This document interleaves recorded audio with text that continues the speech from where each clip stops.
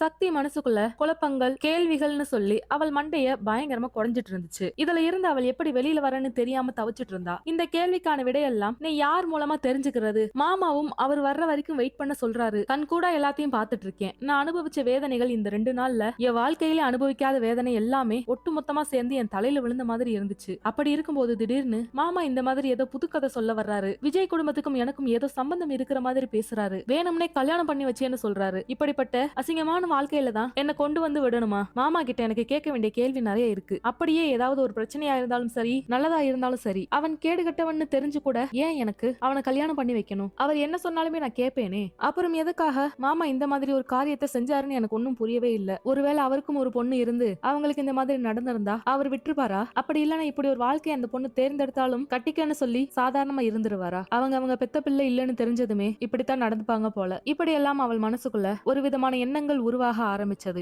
அந்த நேரத்துல திருட்டு போன வீட்டுக்குள்ள வர்ற மாதிரி சுத்தி சுத்தி பாத்துக்கிட்டு விஜய் மெதுவாக அவளுடைய வீட்டிற்குள்ள வந்தான். அவன் வந்ததுமே வேகமா கதவை அடைச்சிட்டான். இத பார்த்ததுமே சக்தி, ஒழுங்கு மரியாதை இங்க இருந்து போயிடு. நான் ஏற்கனவே பல குழப்பத்துல இருக்கேன். இதுல நீ வேற. உன்னை பத்தி தான் நான் வெளியில சொல்லலையே. அப்புறம் என்ன? எனக்கு தேவையும் இல்ல. உன்னெல்லாம் கல்யாணம் பண்ணி வாழ்ந்ததுக்கு சீ கருமம்னு தோணுது. போ அந்த பக்கம்னு அவள் ஒரு மாதிரி கோபமா சொல்லும் போது அதைத்தான் நானும் சொல்ல வந்தேன். நீ குடுக்கற செக்க போய் நான் என்னுடைய அக்கவுண்ட்ல கலெக்ஷன் பண்ணி அது மூலமா வர்ற காசை வச்சு நானு இன்னொரு வாழ்க்கையை தேர்ந்தெடுத்துக்கணும். அதுதானே சொல்ல வர்ற? கரெக்டா நான் சொல்றது எல்லாமே? இப்படி அவள் சிரிச்சுட்டே சொல்லும் போது, இங்க பாரு, தப்பு பண்ணிட்டேன். நீ எனக்கு தண்டனை கொடுக்கறதா இருந்தா நீ எனக்கு அங்கேயே கொடுத்துருக்கலாம். ஆனா நீ எதுவுமே பண்ணல. நீ குடுக்கற செக்க போய் நான் என்னுடைய அக்கவுண்ட்ல கலெக்ஷன் பண்ணி அது மூலமா வர்ற காசை வச்சு நானு இன்னொரு வாழ்க்கையை தேர்ந்தெடுத்துக்கணும். அதுதானே சொல்ல வர்ற? கரெக்டா நான் சொல்றது எல்லாமே? இப்படி அவள் சிரிச்சுட்டே சொல்லும் போது, இங்க பாரு, தப்பு பண்ணிட்டேன். நீ எனக்கு தண்டனை கொடுக்கறதா இருந்தா நீ எனக்கு அங்கேயே கொடுத்துருக்கலாம். ஆனா நீ எதுவுமே பண்ணல.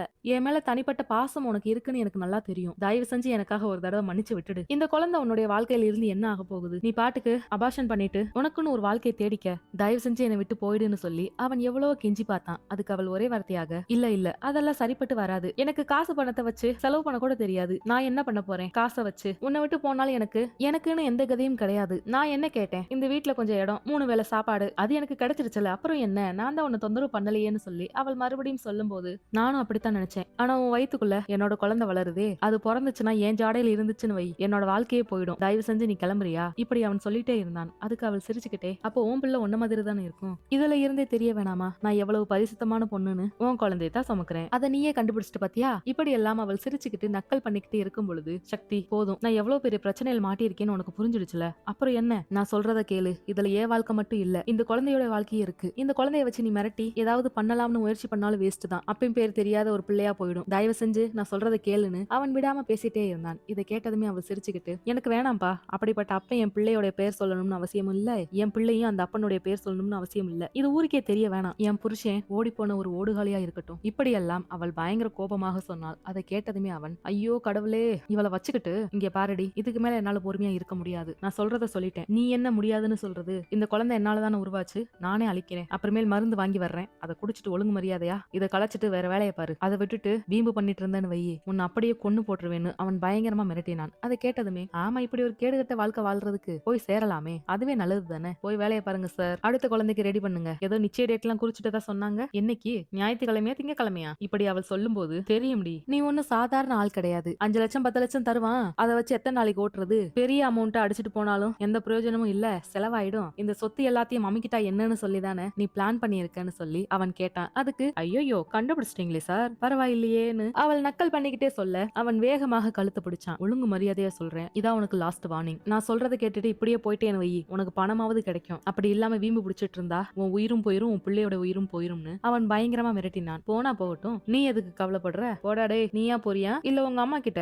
நமக்குள்ள என்ன வாழ்க்கை நடந்துச்சுன்னு சொல்லட்டுமா? இப்படி எல்லாம் கேட்கும் போது, சொல்லுடி, தைரியம் இருந்தா சொல்லு. அது என்னோட அம்மா தானே, எங்க அம்மாவை எனக்கு சமாளிக்க தெரியும். சொல்லுடி, போடின்னு சொல்லி அவன் பல்ல கடிச்சுக்கிட்டு கழுத்து எலும்பை பிடிச்சு நொறுக்க ஆரம்பிச்சான். அவள் வேக வேகமா அவனுடைய கையை பிடுங்கி அவளுடைய வயித்துல வச்சு, டே இதாண்டா உன் அப்பா, பாத்துக்கன்னு சொல்லி வேணும்னே கிண்டல் பண்ணினாள். அது கேட்டதுமே அவன் கடுப்புல அங்கிருந்து வேகமா போயிட்டான். ஆனா அந்த ரூம்ல இருந்து வெளியில வர்றத விஜயோடைய அண்ணி சத்யா பாத்துட்டான். இவன் எதுக்கு இந்த ரூம்ல இருந்து வெளியில வர்றான்? அதுவும் ஒரு வேலைக்காரி கல்யாணம் ஆனவ ரூம்ல போய் என்ன கருமம்னு தெரியல. இவனை பத்தி அரசல் பரசல கேள்விப்பட்டிருக்கேன், ஆனா இவ்வளவு மோசமா இருப்பான்னு தெரியலையே. அவளு சரியான ஆளுதான். அவன் வந்ததுமே கைக்குள்ள முடிஞ்சுக்கிட்டா போலயே. இல்லனா அவன் வேலை செஞ்ச ஊர்ல இருந்து தானே வந்திருக்கா, அங்க ஏதாவது நடந்திருக்கும், சொல்ல முடியாது. இவளுடைய பிள்ளையே இவனோடதா கூட இருக்கலாம். இப்படி எல்லாம் அவங்க மனசுக்குள்ள நினைச்சுக்கிட்டு அவனை குறுன்னு பாத்துட்டு இருந்தாங்க. அந்த நேரத்துல அவன் சத்யாவையும் பார்த்துட்டான். என்ன பண்ணனும் அவனுக்கு ஒன்னும் புரியல. என்னங்க அண்ணி, இங்க நிக்கிறீங்கன்னு சொல்லி அவன் சிரிச்சுக்கிட்டே கேட்கும்போது, ஒண்ணுமில்ல தம்பி, சும்மாதான், எல்லாத்தையும் பார்க்கணும்ல அதான், இப்படி சொல்லிக்கிட்டே அவங்க அவனை நக்கலா பார்த்து சிரிக்க ஆரம்பிச்சாங்க. அதை பார்த்ததும் அவனுக்கு ஒரு மாதிரி ஆயிடுச்சு. இந்த அம்மா வேற எப்ப வந்துச்சுன்னு தெரியல, ஏதாவது சொல்லிட போகுது, இப்படி எல்லாம் அவன் மனசு படபடன்னு அடிச்சுக்கிச்சு. அதே நேரத்துல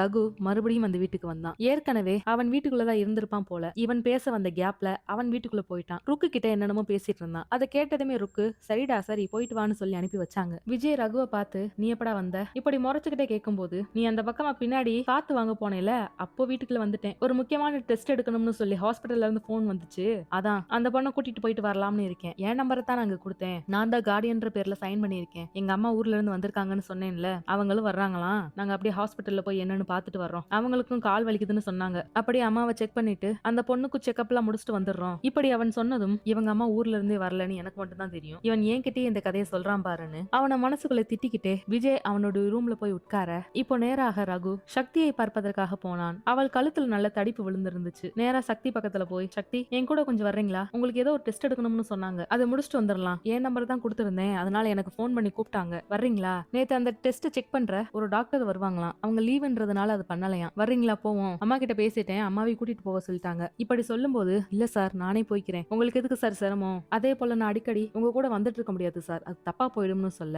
ப்ளீஸ்ங்க வாங்க, செக்அப் தானே போறோம், வேற ஒண்ணும் இல்லன்னு அவன் வம்பாக அவளை அங்கிருந்து கூட்டிட்டு போனான். இப்போ கார்ல உட்கார வச்சு அவளை வேகமாக அங்கிருந்து அழைத்து சென்றான். ஆனா செக்அப்க்கு இல்ல. ஒரு பக்கத்துல ஒரு கிராமம் தள்ளி அதை தாண்டி ஒரு ஹைவேஸ் ரோட்ல ஒரு காஃபி ஷாப் இருந்துச்சு, அங்கதான் கூட்டிட்டு போனான். நேராக அவளை அங்க கூட்டிட்டு போய், உங்ககிட்ட பேசுறதுக்காக தான் கூட்டிட்டு வந்தேன், டாக்டர் செக்அப் எதுவும் கிடையாது, சொல்லப்போனா உங்களுக்கு ஸ்கேனே 5 மாசத்துக்கு தான் எடுக்கணுமாமே, உங்க பர்சனல் விஷயத்தை பத்தி நான் தெரிஞ்சுக்கணும்னு ஆசைப்பட்டேன். உங்க அப்பா அம்மா யாரு, நீங்க எங்க இருந்து வர்றீங்க, உங்க சொந்த ஊர் என்ன, யாருமே இல்லன்னு சொன்னீங்களே, அது எப்படி யாருமே இல்லாம போகும், இப்படி எல்லாம் அவன் கேள்விக்கு மேல கேள்வியா கேட்கும்போது அவள் சிரிச்சுக்கிட்டே, என்னாச்சு சார், ஏன் உங்களுக்கு இந்த கேள்வி, கண்டிப்பா தெரிஞ்சுக்கிட்டே ஆகணுமா, இப்படி அவள் கேட்க, ஆமாமா கண்டிப்பா தெரிஞ்சே ஆகணும், சொல்றேன். எனக்கு ஒரு 8 வயசு இருக்கும். எங்க அப்பா என்ன வேலை பார்த்தாரு அதெல்லாம் எனக்கு தெரியாது, எங்க அம்மா அதை பத்தி சொன்னது கிடையாது. ஆனா ஒரே ஒரு விஷயம் மட்டும் திருப்பி திருப்பி சொல்லி நான் கேள்விப்பட்டிருக்கேன், அவங்க 2 பேரும் லவ் மேரேஜ், அது மட்டும் எனக்கு நல்லா தெரியும். அப்பா ரொம்ப வசதியானவர், நிறைய சொத்து இதெல்லாம் இருக்குன்னு சொன்னாங்க. அவர் இந்த ஒரு ஊர்ல கொஞ்சம் பெரிய ஆளா இருப்பாங்கல்ல, அந்த மாதிரி ஒரு குடும்பத்துல இருந்து வந்தவர். எங்க அம்மா லவ் மேரேஜ் பண்ணதுனால ஊரை விட்டு ஓடி வந்துட்டதா சொன்னாங்க. அவ்வளவுதான் எனக்கு தெரியும். ஆனா என்னுடைய அப்பாவுடைய குடும்பத்தை பத்தியோ அம்மாவுடைய குடும்பத்தை பத்தி எதுவுமே எனக்கு தெரியாது, அதை காட்டிக்கிட்டதும் கிடையாது. அவ்வளவுதான் சார் எங்களுடைய குடும்ப பேக்ரவுண்ட். எனக்கு ஒரு தங்கச்சி, அவளுக்கு ஒரு 4 வயசு இருக்கும். ஒரு நாள் அவங்க கார்ல போகும்போது ஒரு பெரிய ஆக்சிடென்ட். நான் ஸ்கூலுக்கு போயிட்டு வந்தேன். நான் ஸ்கூலுக்கு போயிட்டு வர்றதுக்குள்ளேயே அவங்க வெளியில போயிட்டு வந்துடலாம்னு கார்ல போயிருக்காங்க. நான் வீட்டுக்கு வந்து பார்த்தா வீடு பூட்டி இருந்துச்சு. பக்கத்து வீட்டு பாட்டி கூட பேசிக்கிட்டு அவங்க வீட்டுல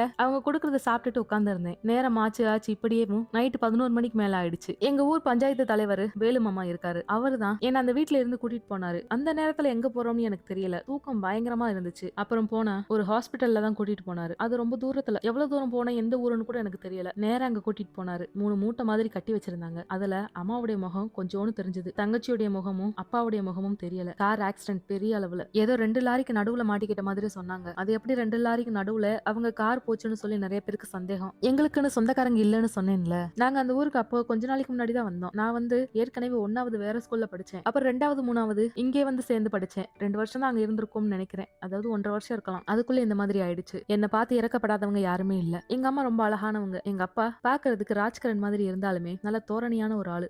முறுக்கு மீச வச்சுக்கிட்டு பார்க்கவே அவ்வளவு அழகா இருக்கும். இப்படி ஒரு அழகான குடும்பத்துல தான் பிறந்தேன். வசதி வாய்ப்புக்கு குறைச்சலே கிடையாது, எக்கச்சக்கமான பண வசதி இருந்துச்சு. ஆனா அவங்க இறந்ததுக்கு அப்புறம் ஏதோ ஜப்தி பண்றேன்னு சொல்லி அந்த வீட்டை யாரோ வந்து எடுத்துட்டு போயிட்டாங்க. அதை வித்து இப்ப அந்த வீடு இல்லாம போய், இப்போ அது எப்படி சொல்றது, அந்த இடத்துல அந்த வீட்டை அடிச்சு தரமட்டமாக்கி சும்மா போட்டிருக்காங்க, அவ்வளவுதான் சொல்ல முடியும். அப்பாவுடைய சொத்து விபரம் என்ன ஏதுன்னு எனக்கு தெரியல, எதுவுமே தெரியல. கடைசியில பிச்சைக்காரி ஆகிட்டேன், அனாதை ஆகிட்டேன். இனி வேற என்ன ஆகலையோ தெரியல. ஆனா வேலு மாமா இருக்காருல்ல, அவர் தான் அவருடைய பழைய வீட்டுல என்ன தங்க வச்சாரு. முதல்ல அவங்க வீட்டுல தான் இருந்தேன். அவங்களுடைய வீட்டுல கொஞ்சம் கொஞ்சம் பிரச்சனை வந்துச்சு, அதனால என்ன மாமா தனியா ஒரு வீட்டை தங்க வச்சாரு. பக்கத்துல இருக்கிற பாட்டி அவங்க கிட்ட சமைக்கிறது எப்படின்னு கேட்டு சமைச்சு பழகினேன். கோவில்லையே தான் அதிகமா இருப்பேன். அந்த கோவிலை பாத்துக்கிட்டு கோவிலை சுத்தம் பண்ணிக்கிட்டு, எங்க ஊருடைய சிறப்பே அந்த கோவில் மட்டும்தான். அங்கேதான் என் வாழ்க்கை போச்சு. அங்கதான் இந்த மனுஷனை பார்த்து இந்த அளவுக்கு எங்களுக்கு ரிலேஷன்ஷிப் ஏற்பட்டு கடைசியில ஃபெயிலியரும் ஆயிடுச்சு. ஃபெயிலியர் ஆக்கிட்டான், அவ்வளவுதான் சொல்ல முடியும். அவ்வளவுதான் சார் என்னோட கதை. இப்படி சொல்ல, நீ இதுக்கு முன்னாடி அந்த போட்டோல விஜயோட அப்பாவை உங்க வீட்டுல வச்சு பாத்திருக்கியா, இப்படி அவன் கேட்கும் போது, இல்ல சார், அப்பாவுக்கு ஆபீஸ் தனியா இருந்துச்சு, எதனாலும் அங்கதான் வந்து பாப்பாங்க,